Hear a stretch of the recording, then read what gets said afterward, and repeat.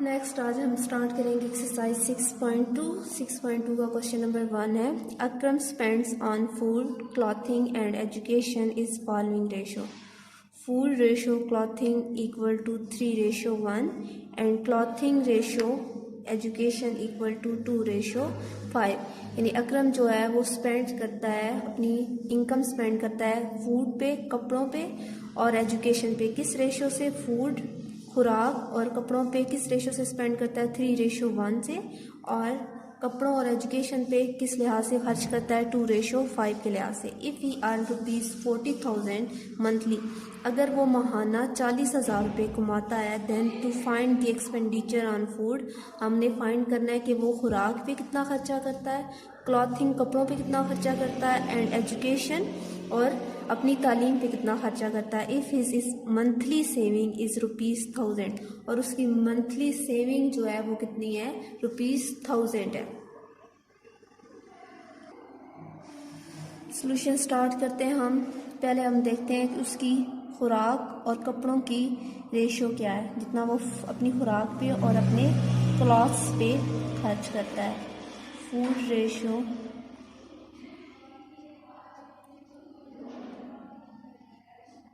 Clothing क्या है जी? 3:1। अब हम देखते हैं कि क्लॉथिंग और एजुकेशन की रेशो आपके पास क्या गिवन है जी?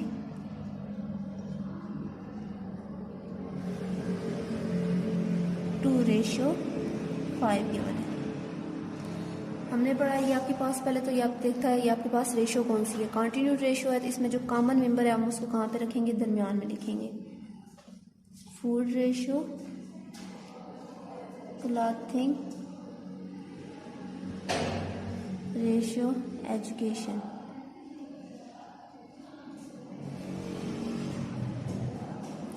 अब देखिए फूड और क्लॉथिंग की रेशो क्या थी? 3:1 और क्लॉथिंग और एजुकेशन की रेशो क्या थी? 2:5। फर्स्ट मेंबर को हम सेकंड रेशो के फर्स्ट मेंबर से मल्टीप्लाई करते हैं। 3 2 आर 6 रेशो सेकंड मेंबर को फर्स्ट मेंबर के साथ मल्टीप्लाई करें। 2 1 आर 2 रेशो सेकंड मेंबर को सेकंड मेंबर के साथ मल्टीप्लाई करें। 5 1 आर 5। तो आप यहाँ पे फूड,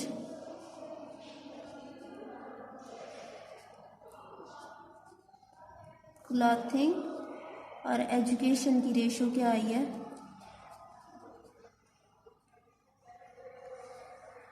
रेशो आई है 6:2:5। अब हमारे पास फूड, कपड़ों और एजुकेशन की जो रेशो आई है वो आपके पास क्या आई है? 6:2:5। अब हमने इसकी रेशो के जो एलिमेंट आए इनका सम ले लेना है, तो हम क्या लिखेंगे? Sum of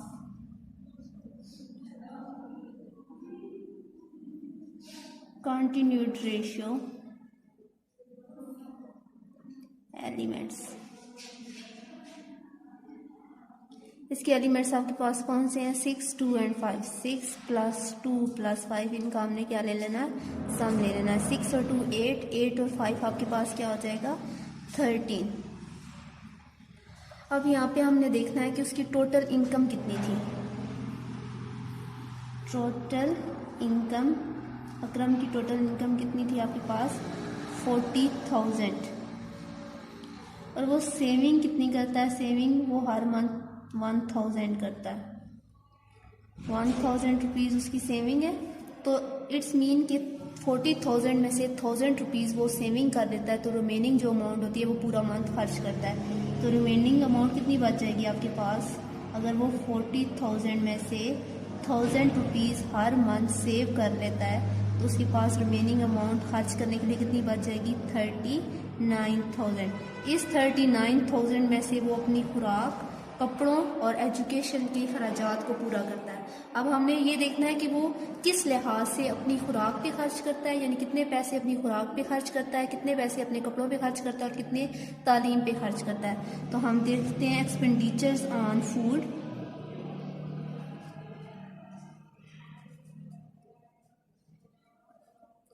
expenditures on food, food पे एक्सपेंडिचर हम कैसे फाइंड करेंगे, हम देखेंगे फूड की रेशो क्या है। फूड की रेशो आपके पास 6 है divided by sum of continued ratio element आपके पास क्या है 13 मल्टीप्लाई पूरे मंथ में वो जितनी उसके पास टोटल अमाउंट होती है यानी 39,000 उससे हम मल्टीप्लाई कर देंगे। 13 1s are 13, 13 3s are 39 30 as it.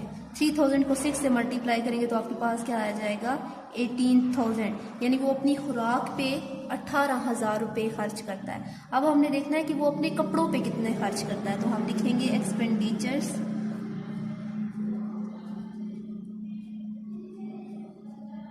On clothing.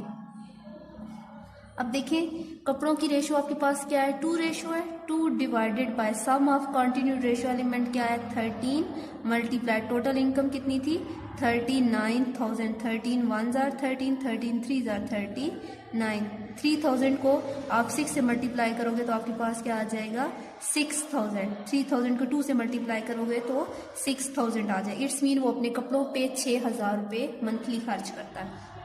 Next अब हमने एक्सपेंडिचर्स एजुकेशन के देखने हैं कि वो एजुकेशन पे कितना खर्च करता है। एक्सपेंडिचर्स ऑन एजुकेशन,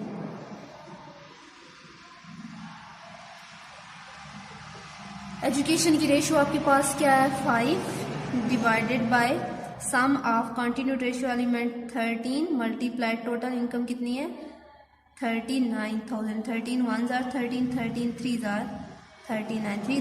3000 को 5 से मल्टीप्लाई करेंगे 15,000, तो वो अपनी फूड पे 18,000 रुपये खर्च करता है, अपने कपड़ों पे 6,000 रुपये और एजुकेशन पे वो अपने कितने खर्च करता है जी 15,000 रुपये मंथली। नेक्स्ट है आपके पास question number 2, the ratio of measurements of two angles L and M of triangle is 2:3। अब यहाँ पर कह रहा है कि एक ट्राइंगल्स के दो एंगल्स जो एल और एम है उनकी मेजरमेंट आपके पास किस लिहाज से है 2:3 के। Where's the ratio of measurements of angle N and M is 1:3, और जो दो एंगल्स हैं एन और एम उनकी रेशियो क्या है 1:3। Determine the measurement of each angles of that triangle. तो फिर आपने हर एंगल्स की मेजरमेंट बतानी है उस ट्राइंगल के। इस क्वेश्चन में हमारे पास तीन एंगल्स हैं एल एम और एन।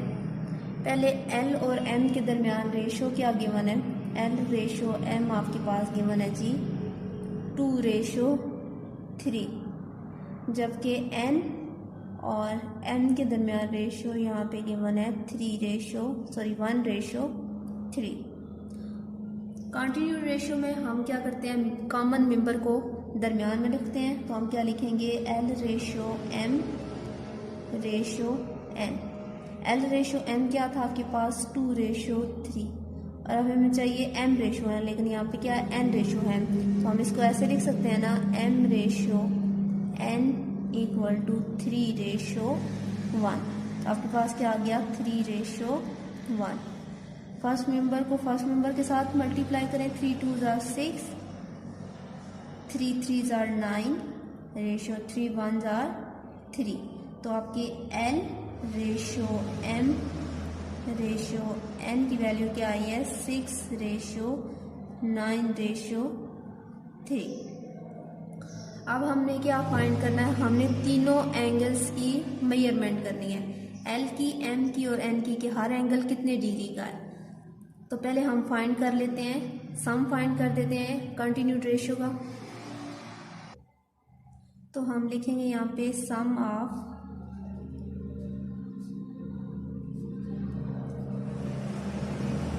कंटिन्यूड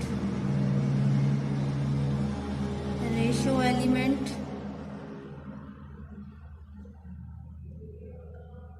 क्या है आपके पास 6 + 9 + 3, 6 और 9 15, 15 और 3 18। अब हमें पता है एक ट्रायंगल्स के एंगल्स का सम कितना होता है 180 डिग्री।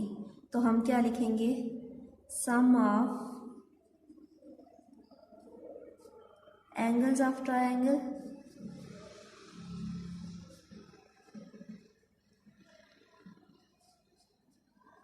कितना है जी 180 degree.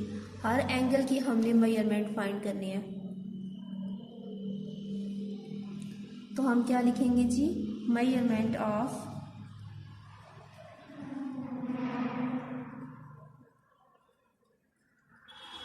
Angle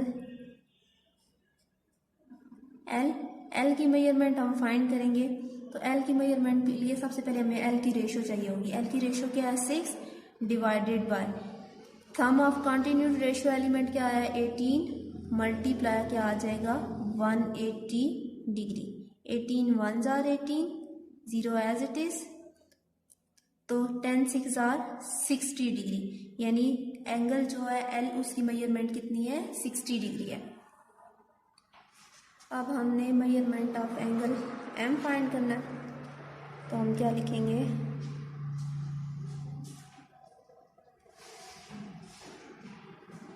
measurement of angle M.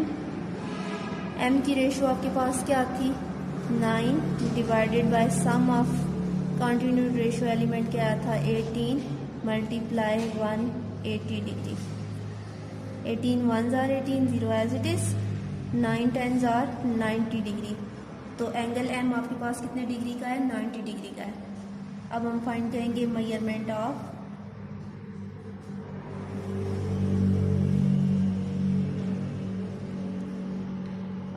Angle N.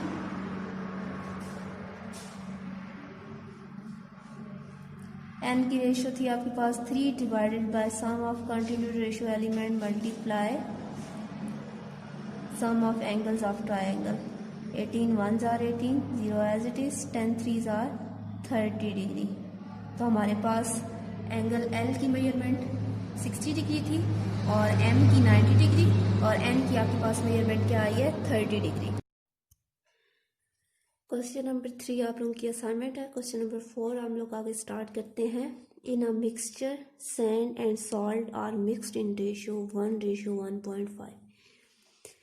एक मिक्सचर में सैंड और सॉल्ट जो है वो किस रेशियो से मिक्स हुए हैं 1:1.5 से। And salt and iron pieces is in the ratio are 1:2, और जो आयरन और साल्ट की रेशो है वो कितनी है 1:2। Calculate their continued ratio and also find their quantities in a 5.5 kg mixture. Total जो मिक्सचर है वो कितना है 5.50 kg, और उसमें सैंड और साल्ट की रेशो 1:1.5 है, जबकि साल्ट और आयरन की रेशो आपके पास क्या है 1:2। क्वेश्चन नंबर 4 का सॉल्यूशन है। क्वेश्चन नंबर 4 में उसने कहा था साल्ट एंड सैंड की रेशियो आपके पास क्या है 1:1.5। सॉल्यूशन स्टार्ट करते हैं हम। सैंड रेशो साल्ट, आपके पास इसकी रेशियो आई है 1:1.5, जबकि साल्ट एंड आयरन की साल्ट रेशो आयरन की आपके पास इक्वल आई है 1:2। हमने फाइंड क्या करनी है कंटिन्यूड रेशो। कंटिन्यूड रेशो में जो हमारे पास कॉमन मेंबर होता है उसको हम कहाँ रखते हैं दरमियान में। कॉमन मेंबर दोनों में क्या है सॉल्ट है, तो हम क्या लिखेंगे sand ratio salt ratio iron pieces जो आपके पास है। सैंड और सॉल्ट के दरमियान रेशो थी 1:1.5, जबकि सॉल्ट और आयरन के दरमियान रेशो है 1:2। पहले मेंबर के साथ 1 1 जार 1 रेशो, फर्स्ट रेशो के सेकंड मेंबर को हम सेकंड रेशो के फर्स्ट मेंबर से मल्टीप्लाई करते हैं। 1.5 को 1 से मल्टीप्लाई करेंगे तो 1.5 ही आएगा। रेशो 1.5 को अब हमने किससे मल्टीप्लाई करना है 2 से मल्टीप्लाई करना है। 1.5 को 2 से मल्टीप्लाई करेंगे 5 2 जार 10, 1 कैरी 2 1 जार 2 और 3, और पॉइंट कितने के बाद आएगा 1 के बाद पॉइंट आएगा, यहाँ पे आ गया 3.0। अब हमने आगे फाइंड करना है जो हमारे पास कंटिन्यूड रेशियो के एलिमेंट आए हैं उसका हमने क्या लेना है सम लेना है। तो हम लिखेंगे sum of continued ratio continued ratio elements क्या है आपके पास जी, 1 + 1.5 + 3.0। इन तीनों को हम जमा कर लेंगे 1 में 1.5 को और 1.5 में आगे फिर 3.0 को ऐड करें, 1 में 1.5 को और फिर 3.0 को। यहाँ पे हम पॉइंट लगा के 0 लगा लेंगे, पॉइंट के आगे 0 की कोई वैल्यू नहीं होती। 5 एज इट इज़, पॉइंट की जगह पे 0.3, 4 एंड 5, तो हमारे पास आंसर क्या आ गया है 5.5। सम ऑफ कॉन्टिन्यूट रेशियोज एलिमेंट आपके पास क्या आए हैं 5.5। अब हम नेक्स्ट हमें फाइंड करना है कि हमारे पास टोटल क्वांटिटी कितनी गिवन है। नेक्स्ट हमारे पास टोटल मिक्सचर जो गिवन है वो है 5.50।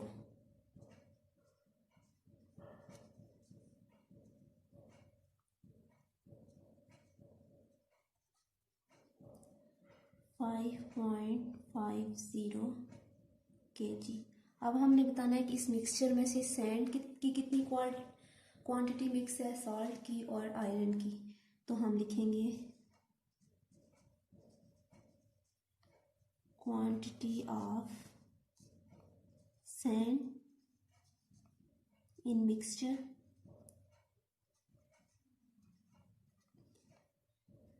सैंड की रेशियो आपके पास क्या आई है 1 divided by sum of ratios element आपके पास क्या है 5.5 मल्टीप्लाई टोटल मिक्सचर क्या है 5.50। 5.1 1 जार 5.1 आ जाएगा, आपके पास क्या आएगा 1 1 जार 1, क्योंकि यहाँ पे पॉइंट के बाद 5 0 की कोई वैल्यू नहीं है। 5.1 के साथ क्या हो जाएगा कैंसिल आउट हो जाएगा। अब हमने फाइंड करना है quantity of salt in mixture. Salt की रेशियो आपके पास क्या है 1.5 divided by sum of ratios क्या है 5.5 मल्टीप्लाई टोटल मिक्सचर क्या है 5.50। 5.1 के साथ तो 1.5 मल्टीप्लाई होगा 1 के साथ, तो आंसर क्या आ जाएगा 1.5। अब हमने फाइंड करनी है quantity of iron in mixture.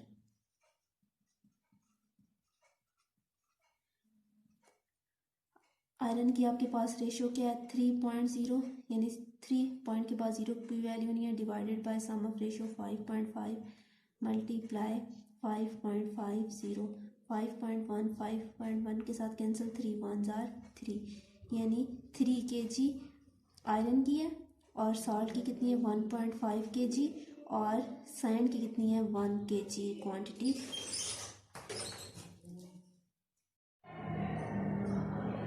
Next आपके पास क्वेश्चन नंबर 5 है, the sum of shares of X Y and Z is ₹936। X Y और जी का सम लें तो आपके पास टोटल क्या आता है 936। If 3x is equal to 4y and 4y equal to 6z, then find the shares of x, y, z। आपने क्या करना है शेयर्स फाइंड करने हैं x, y और z के। अब इस क्वेश्चन में आपके पास दो चीज़ें गिवन है, यानी x, y और z को का सम लें तो आपके पास टोटल क्या बनेगा 936, और दूसरी बात जो यहाँ पे गिवन है वो है 3x इक्वल है 4y के और 4y किसके इक्वल है 6z के। इसको मैं इक्वेशन 1 का नाम दे देती हूँ और इसको मैं इक्वेशन 2 का नाम दे देती हूँ। अब हम 2 को यूज़ करेंगे, हम कहते हैं फ्रॉम 2 को हम यूज़ करते हैं, हम कहते हैं 3x 4y के इक्वल है, 3x 4y के इक्वल है, और 4y जो है वो किसके इक्वल है 6z के। 4y इक्वल है 6z के। अब यहाँ पे गिवन तो ये है ना कि 3x इक्वल है 4y के और 4y जो है इक्वल है 6z के। इट्स मीन ये तीनों आपस में इक्वल है। मैंने कह दिया है कि 3x 4y के इक्वल है और 4y जो आगे किसके इक्वल है 6z के है। यहाँ से मैं x की वैल्यू निकाल लेती हूँ, यहाँ पे 3 मल्टीप्लाई हो रहा है, दूसरी साइड पे जाके क्या हो जाएगा डिवाइड हो जाएगा। तो हम लिख सकते हैं ना x is equal to 4/3y। यहाँ से मेरे पास किसकी वैल्यू आ गई है, x की वैल्यू आ गई। अब यहाँ से मैं z की वैल्यू निकाल लेती हूँ। यहाँ पे z के साथ 6 कोफिशिएंट मल्टीप्लाई हो रहा है, दूसरी साइड पे आके डिवाइड हो जाएगा, तो 4/6y equal to z। 2 2s are 4, 2 3s are 6, तो 2/3y इक्वल टू z। अब इसको मैं इक्वेशन 4 का नाम दे देती हूँ और इसको मैं इक्वेशन 3 का नाम दे देती हूँ। क्लियर कि हमने इक्वेशन 2 को यूज करते हुए किस किस की वैल्यू निकाली है, x की वैल्यू निकाली है और z की वैल्यू निकाली है। अब ये जो x और z की वैल्यू आई है इसको मैं इक्वेशन 1 में पुट कर देती हूँ। हम लिखते हैं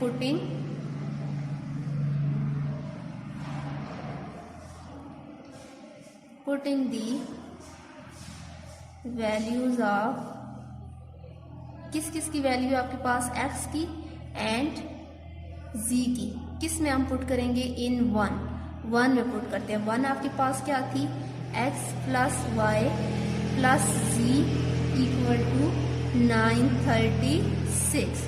x की वैल्यू आपके पास क्या आई है, 4/3y, y as it is, plus z की वैल्यू आपके पास क्या आई है, 2/3y इक्वल किसके आ जाएगा, 936 के। अब यहाँ पे देखें तीनों में आपके पास कॉमन मेंबर क्या है, y, यहाँ पे y कॉमन है, यहाँ पे भी और यहाँ पे। इसका कोफिशिएंट क्या है, 4/3, यहाँ पे कोफिशिएंट कुछ नहीं है तो कोफिशिएंट क्या होगा 1, यहाँ पे कोफिशिएंट क्या है 2/3।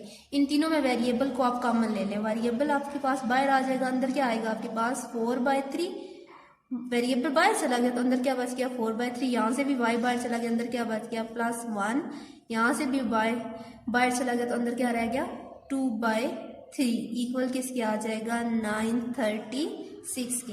ये आपके पास दो टर्म्स फ्रैक्शन फॉर्म में और एक विदाउट फ्रैक्शन में। इसको फ्रैक्शन में बनाने के लिए हम इसके डिनोमिनेटर में क्या लगा देते हैं 1, 3, 1 और 3 का जब तीनों का एलसीएम देंगे तो हमारे पास एलसीएम क्या आएगा 3 आएगा। एलसीएम आपके पास 3 आ गया। पहली फ्रैक्शन के डिनोमिनेटर को देखते हैं। पहली फ्रैक्शन का डिनोमिनेटर क्या है 3, 3 को एलसीएम से डिवाइड करें, 3 1s are 3, आंसर 1 आया, 1 को न्यूमिनेटर से मल्टीप्लाई करें, 4 1s are 4। अब दूसरी फ्रैक्शन के डिनोमिनेटर को देखें। दूसरी फ्रैक्शन का डिनोमिनेटर आपके पास क्या है 1, 1 को एलसीएम से डिवाइड करें, 1 3s are 3, आंसर आपके पास 3 आया, 3 को न्यूमिनेटर से मल्टीप्लाई कर दें, 3 1s are 3। अब थर्ड फ्रैक्शन के डिनोमिनेटर को देखें 3 को एलसीएम से डिवाइड करें, 3 1s are 3 और 1 को ऊपर न्यूमिनेटर से मल्टीप्लाई कर दें, 2 1s are 2 इक्वल किसके आ जाएगा 936 के।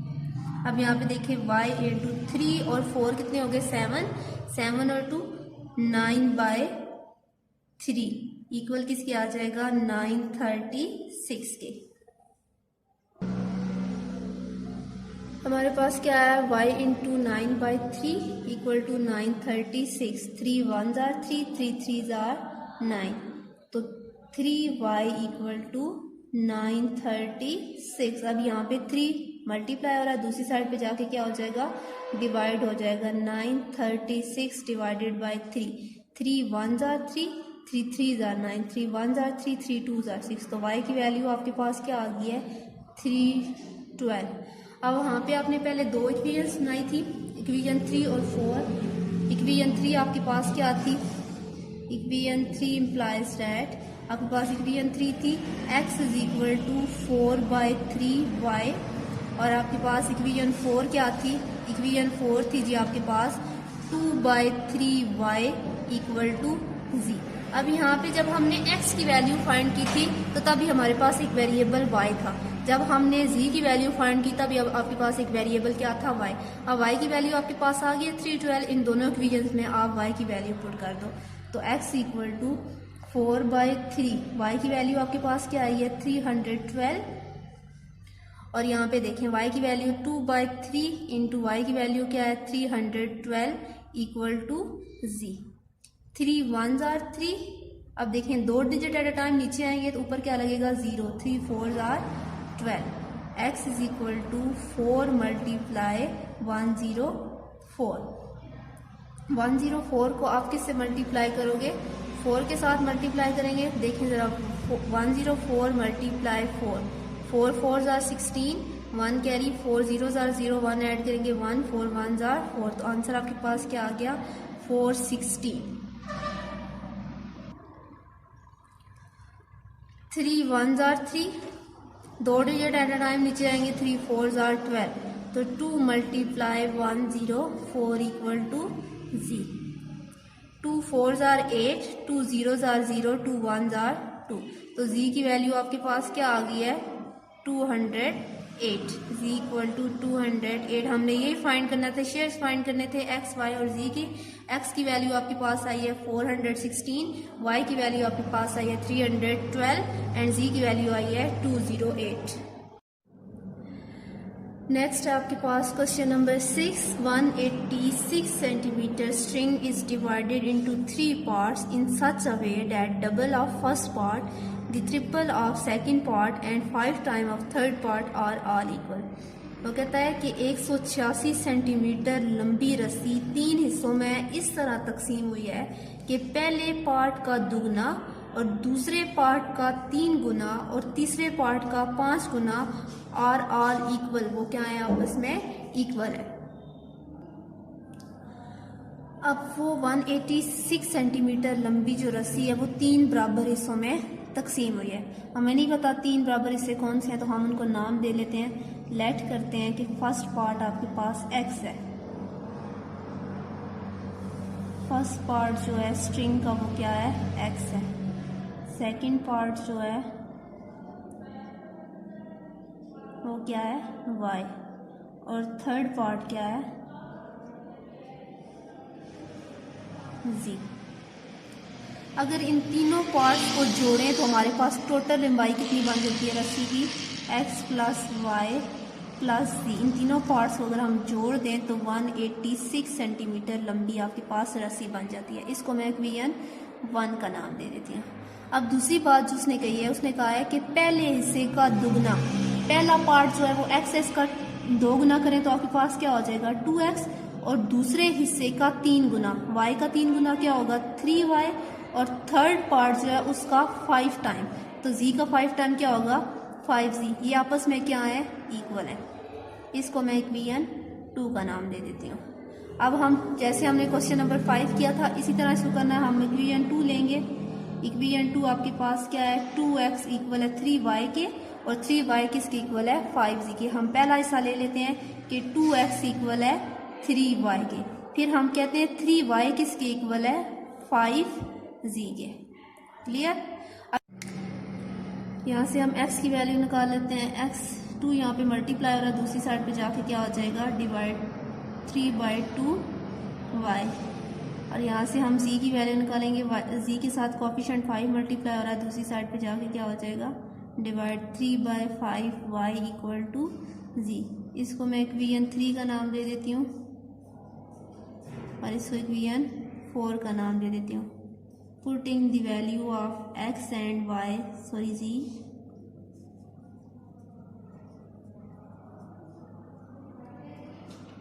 x एंड z इन किस में हम पुट करेंगे जी 1 में पुट करेंगे। 1 आपके पास है x plus Y plus z equal to 186। x की वैल्यू है 3/2y, y as it is, और z की वैल्यू आपके पास क्या है 3/5y इक्वल टू 186।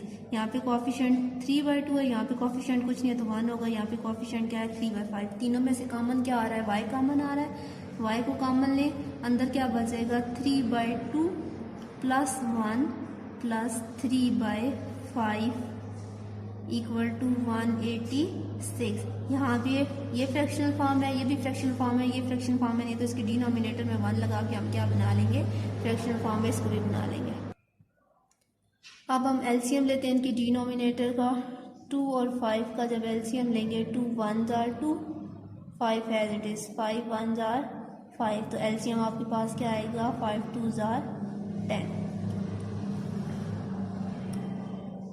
एलसीएम तीनों फ्रैक्शंस का क्या आ गया 10 आ गया। अब फर्स्ट फ्रैक्शन के डिनोमिनेटर को एलसीएम से डिवाइड करें।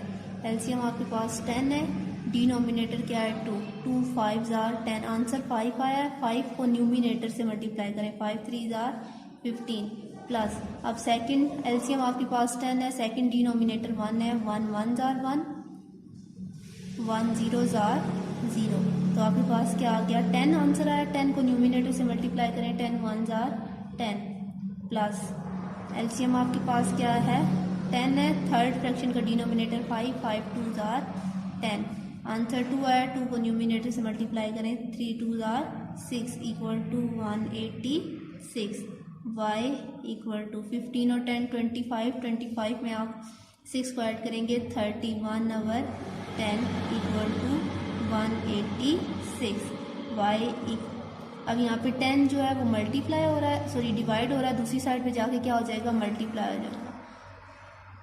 31 इक्वल टू 186 मल्टीप्लाई 10, यहाँ पे 31 मल्टीप्लाई हो रहा है, दूसरी साइड पे जाके क्या हो जाएगा डिवाइड हो जाएगा। 186 multiply 10 divided by 31, y equal to 31 को अगर 6 के साथ मल्टीप्लाई करूँ, 6 1 जार 6, 6 3 जार 18, यानी 31 1 जार 31 6 टाइम आपके पास क्या आ जाएगा 186, और 6 10 जार क्या आ जाएगा 60। y की वैल्यू आपके पास क्या आ गई है 60। अब हमने देखना है कि हमारे पास इक्वेशन 3 और इक्वेशन 4 क्या थी। इक्वेशन 3 जो थी वो आपके पास थी Z x is equal to 3/2y, और इक्वेशन 4 जो थी वो आपके पास थी z इक्वल टू 3/5y। अब यहाँ पे इक्वेशन हमने x की वैल्यू फाइंड करनी है, लेकिन यहाँ पे वेरिएबल दूसरा क्या यूज़ हो रहा है y की वैल्यू आपके पास क्या गिवन है 60, तो x is equal to 3/2 into Y की जगह क्या पुट कर देंगे 60, 2 1 जार 2, 2 3 जार 6, 0 as it is. x is equal to 3 multiply 30 को 3 से मल्टीप्लाई करेंगे तो आंसर आपके पास क्या आएगा 90 आ जाएगा। अब यहाँ पे भी वेरिएबल y यूज़ हो रहा है, इसकी जगह हम वेरिएबल की वैल्यू पुट कर देंगे, तो z is equal to 3/5 into 60, 5 1 जार 5, 5 1 जार 5, 5 2 जार 10, तो z इक्वल टू 3 मल्टीप्लाई 12, तो क्या आ जाएगा 36।